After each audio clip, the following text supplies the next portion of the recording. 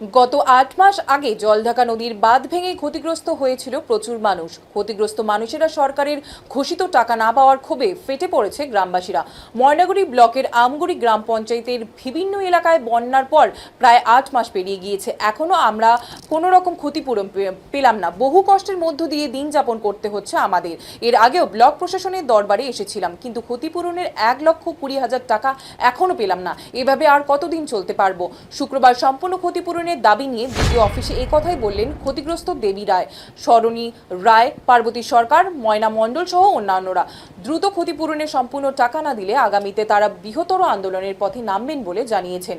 গত অক্টোবর মাসে ময়নাগুড়ি ব্লকের আমগুড়ি গ্রাম পঞ্চায়েতের বেশ কিছু এলাকায় বন্যা পরিস্থিতির সৃষ্টি হয়েছিল। জলঢাকা নদীর বাঁধ ভেঙে জলের তোড়ে ভেসে গিয়েছিল বাড়িঘর। সেই সময় জানিয়ে দেওয়া হয়েছিল ক্ষতিপূরণ বাবদ বাড়ি করার জন্য ১,২০,০০০ টাকা করে দেওয়া হবে। অভিযোগ, বন্যা পরিস্থিতির পর ৬০,০০০ টাকা করে দেওয়া হয়, কিন্তু দীর্ঘ কয়েক মাস কেটে গেলেও এখনো পর্যন্ত বাকি টাকা পাওয়া যায়নি। আর এতেই ক্ষোভে ফুঁসছেন ক্ষতিগ্রস্ত বাসিন্দারা। কেউ গেছিল?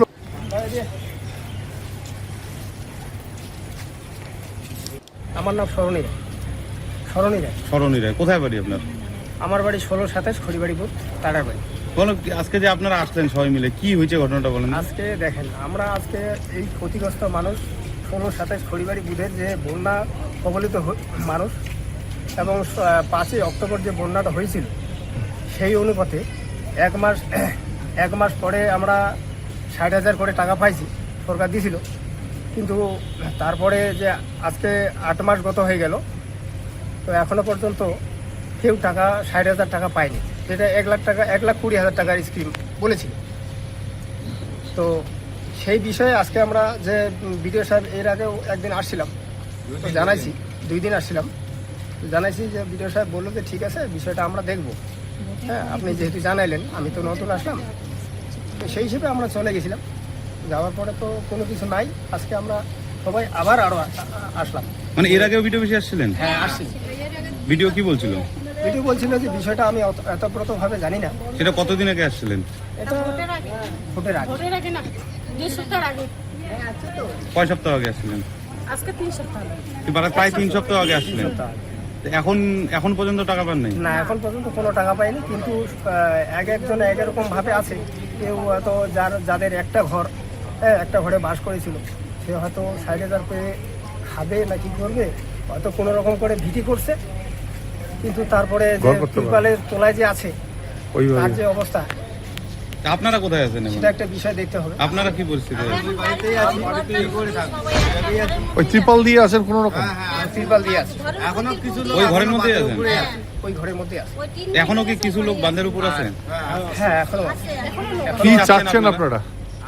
আমরা চাচ্ছি যে অতি শিগগির বিডিও সাহেবকে আজকে আমরা জানাবো বিষয়টা, তো অতি শিগগির বিডিও সাহেব যাতে আমাদের দ্বিতীয় কিস্তির টাকাটা অতি তাড়াতাড়ি দেয়। আর যদি না বললাম, আপনার নাম? আমার নাম দেবী রায়। কোথায় বাড়ি? বাড়ি হচ্ছে বেদগেরা খড়িবাড়ি। কি জন্য আজকে ভিডিও অফিসে আসছেন? কিসের জন্য? আমাদের বন্যা ভাষা মানে যে ১,২০,০০০ দেওয়ার কথা ছিল, ৬০ দিছে আর ৬০ পাইনি, ওইটার জন্য আমার আবেদন করতে আসছি। এরকম কেউ আছে যে গোটা টাকাই পাইছে, আপনারা পান নাই? পাই নাই, কেউ পাইনি। গোটা টাকা কেউ পায় নাই? অন্যান্যরা পায় নাই? পাইনি, সবাই হাফ টাকা পাইছে? হ্যাঁ, সবাই হাফ। কিন্তু এটাকে আপনাদের দেওয়ার কথা ছিল গোটা টাকা? দেওয়ার কথা ছিল, এখন হচ্ছে না, ওইটার জন্য আবেদন করছি। কবে দেওয়ার কথা ছিল? ১ মাস পরে। কিন্তু ওইটা দেয়নি, আজকে আসেনি। আপনি এখন পর্যন্ত পান নাই? কি পরিস্থিতি আপনাদের এখন? আমরা পুরো অবস্থা খারাপ। বাড়ি ঘরও বানাইতে পারেন নাই? না, কিছু বানাই, ওইখানেই ওই ৬০,০০০ টাকা দিয়ে বাড়ি ঘর হয়, মানে যেগুলো ভাঙছে ওগুলো অল্প অল্প করে, মানে যে কোনো রকম করে থাকার জন্য টাকা কিবা করার, মানে ১,২০,০০০ হলেও মোটামুটি হয়তো। হ্যাঁ। কিন্তু আমরা ওইখানে